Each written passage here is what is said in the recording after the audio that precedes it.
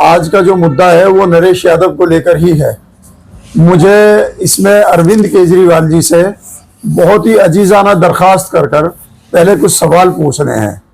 पहली बात यह है, नरेश यादव 2016 में उसने दंगे भड़काए, मलेर कोटला में जाके भड़काए, जो पंजाब का एक एरिया है।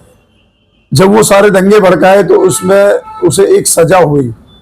सजा जो हुई वो 2024 में आकर हुई। जब 2024 में उसको सजा हो गई, 30 नवंबर 2024 को उनको सजा होती है। 5 दिसंबर को उनको जेल भेजा जाता है, दोबारा से उनकी जमानत हो जाती है। अगले 12 या 13 तारीख में उनको वापस टिकट दे दी जाती है। तो मैं पूछना चाहता हूं अरविंद केजरीवाल जी, यही आपकी मुस्लिम पॉलिसी है या यही आपकी सरकार चलाने की पॉलिसी है? जिस तरीके से आप पहले कभी किया करते थे, मुझे याद है वो दिन जब अरविंद केजरीवाल जी शुरू में एक ऐसे विधानसभा से एक विधायक बनाने के लिए उन्होंने टिकट दे दिया था, जिस विधानसभा से उनकी बहू ने उनके ऊपर आरोप लगाए थे, और वो 498A का केस था, दहेज प्रताड़ना का केस था। तो अरविंद केजरीवाल जी ने उनकी टिकट काट दी थी। आज अरविंद केजरीवाल जी ऐसा क्यों कर रहे हैं कि मुस्लिम्स की किसी कोई भावनाओं को आहत करे, मुस्लिम्स की कोई किताब को जला दे, कोई कुरान के साथ बेहुरमती करे? उसके बावजूद अरविंद केजरीवाल जी अड़ जाते हैं इस बात को लेकर कि मैं टिकट इनको ही दूंगा। क्या ये सिर्फ वोट की राजनीति पर उतर आए हैं या ये फिर से देश में दंगा कराना चाहते हैं? और मैं तो केवल इनसे ही नहीं, मैं तो इस वक्त तमाम सारी पार्टियों से ये बात पूछना चाहता हूं कि कब तक आप मुजरिमों को टिकट देते रहोगे? ये मुजरिमों को टिकट देना बंद करिए आप, क्योंकि नरेश यादव एक मुजरिम है और मुजरिम को आप टिकट दे रहे हो, तो ये तो बर्दाश्त नहीं किया जाएगा। और ये सिर्फ मामला कुरान का नहीं है। आज किसी ने कुरान के साथ किया है, कल कोई गीता के साथ करेगा, परसों कोई बाइबल के साथ करेगा, अगले दिन कोई ग्रंथ के साथ करेगा। तो ये कब तक मेरे देश में ये सारी चीजें चलती रहेंगी? कब तक हम इन चीजों को बर्दाश्त करते रहेंगे?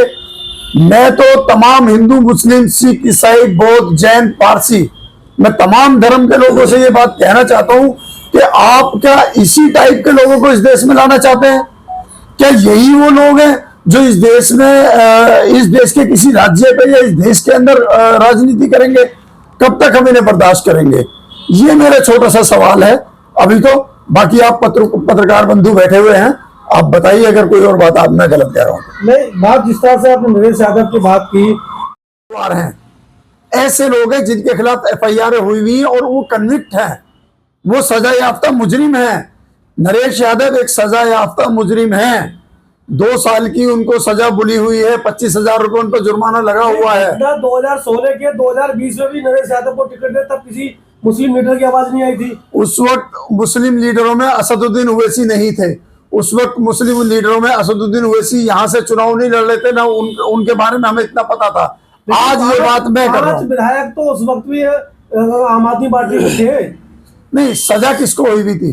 सजा नहीं, आरोप तो 2016 में लग गया, 2016 में लगा ना। मैं आरोप पे नहीं जाता हूँ, मैं सजा याफ्ता मुजरिम की बात कर रहा हूँ आज जो कर रहा हूँ। जैसे मिसाल के तौर पे किसी वक्त में कांग्रेस के जो आरोपी यानी सजा याफ्ता मुजरिम जो है वो P चिदम्बरम रहे हैं, किसी वक्त में RJD से लालू प्रसाद यादव रहे हैं। इस तरीके के सजा याफ्ता मुजरिमों के बारे में मैं बात कर रहा हूँ कि मुजरिमों को टिकट क्यों? मेरा सवाल। आस मोहम्मद साहब, आप जैसे बता रहे हैं कि नरेश यादव को सजा हुई या कोर्ट द्वारा जो भी मामला हुआ, और क्या उसके लिए ज़रूरी है कि किसी भी पार्टी का वो लीडर हो तभी आवाज़ उठाए? उस वक्त में का असदुद्दीन ओवैसी लीडर थे, नहीं थे? AIMIM में पार्टी में आप थे, नहीं थे? आवाज़ तो जब भी उठ सकती थी, अब क्यों इलेक्शन के दौरान? क्या सारा ठीक रहा असदुद्दीन ओवैसी के ऊपर ही है? ये सारी बातें असदुद्दीन ओवैसी कहेंगे? और भी तो मुस्लिम लीडर हैं, कांग्रेस में मुस्लिम लीडर हैं। और मैं यहाँ पर आज बात केवल मुस्लिम लीडर की नहीं करने बैठा हूँ। मैं जो बात कर रहा हूँ, मैं समाज की बात कर रहा हूँ। हिंदू, मुस्लिम, सिख, ईसाई, बौद्ध, जैन, पारसी, सभी समाज से मैं बात पूछना चाहता हूँ कि कब तक, मैं अपनी बात कंप्लीट कर लूँ, कब तक हम मुजरिमों को टिकट देते रहेंगे? कब तक हम मुजरिमों का साथ देते रहेंगे? आज मोहम्मद साहब सियासत कर रहे हैं, वरना 6 महीने पहले महरौली में एक दरगाह टूटी, एक मस्जिद टूटी, वहां से ये 2 बार से लगातार विधायक है। किसी मुस्लिम लीडर ने, किसी मुस्लिम नेता ने, किसी मुस्लिम लोगों ने एक आवाज तक उठाई कि इलाके में विधायक मौजूद होते हुए उसने एक जबान नहीं खोली, तो तब आप आंखें नहीं खुली। आप शायद भूल रहे हैं, उस वक्त भी असदुद्दीन ओवैसी ने आवाज उठाई थी। हजारों मीडिया, किसी ने बात नहीं करी। मैं बता रहा हूं, आप पुरानी वीडियोस देख लीजिए। अकेले असदुद्दीन ओवैसी ने कहा था कि कब तक आप खानगाहों को तोड़ते रहेंगे, कब तक आप जो किसी भी धर्म के लिए बेहुरमती करते रहेंगे। ये हमेशा से हमारे देश में चलता आ रहा है। वो उन्होंने तमाम जो मस्जिद और दरगाह टूट रही थी वो पूरी दिल्ली की बात थी, लेकिन महरौली से जहां से विधायक है वहाँ एक बड़ी पुरानी मस्जिद थी, 600 साल पुरानी मस्जिद थी, उसको शहीद किया गया।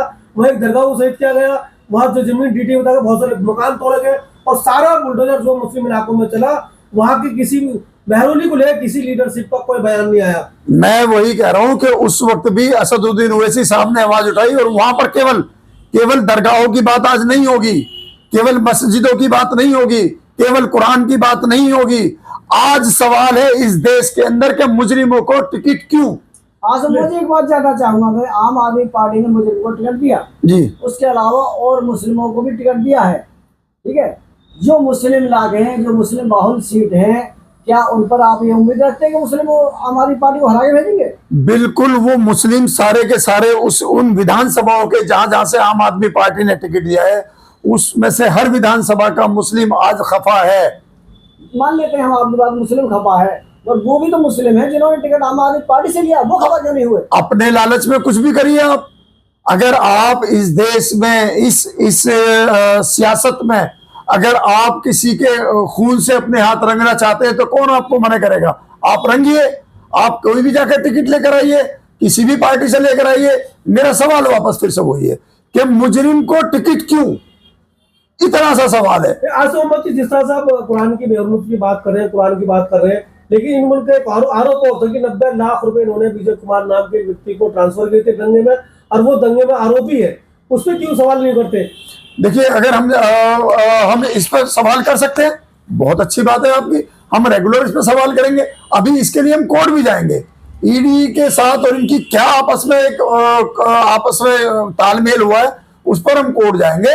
लेकिन आज का मुद्दा क्योंकि ये वाला था तो इस पर बात करेंगे। और मैं अरविंद केजरीवाल जी से एक बात आप तमाम मीडिया के बंधुओं के द्वारा कहना चाहता हूं। अरविंद केजरीवाल जी, आपको आज चैलेंज कर रहा हूं यहां बैठकर, और खास करके इस्लाम साहब आपकी बात पर, जो आपने कहा कि मुसलमान अरविंद केजरीवाल ने मुसलमान को भी टिकट दिया है, मैं आपकी बात पर यहां बैठकर आज चैलेंज कर रहा हूं। अगर अरविंद केजरीवाल जी आपने नरेश यादव का टिकट नहीं काटा, अरविंद केजरीवाल जी वहां पर घायलों को आपने सरकारी मदद नहीं दी, जो लोग इस दंगा के पीड़ित हैं, अरविंद केजरीवाल जी अगर आपने इसी तरीके की चीजों को और किया, आपके पास 24 तारीख तक का वक्त है।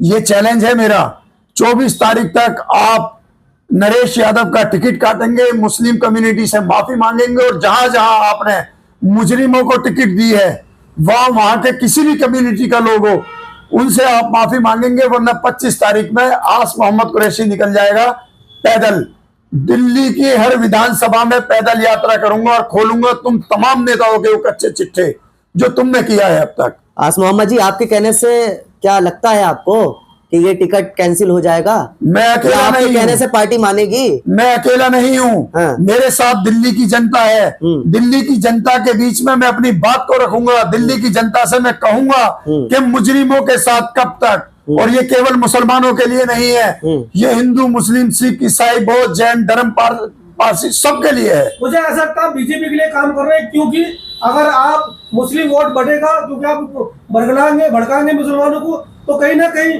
बीजेपी को फायदा होगा। इसलिए कहीं ना कहीं लगता है कि बीजेपी की बात कर रहे हैं आप। मेरे कैद असदुद्दीन ओवैसी साहब ने मक्के जैसी मुकद्दस जगह पर कसम खाई है कि हम बीजेपी को ना काम करते हैं, ना उनके साथ है, ना उनकी कोई टीम है। उसके बावजूद भी अगर मुझ पे कोई इल्जाम लगाए या कोई भी कुछ भी कहे या मेरे कैद को कुछ भी कहे, तो वो इल्जाम में बर्दाश्त। मैं बात कर रहा हूँ, दिल्ली में मुसलमान वोट बढ़ेगा तो सीधा सीधा बीजेपी को फायदा होगा। मुसलमान को वोट नहीं बांटना है अपना। मैं बताता हूं उसका तरीका।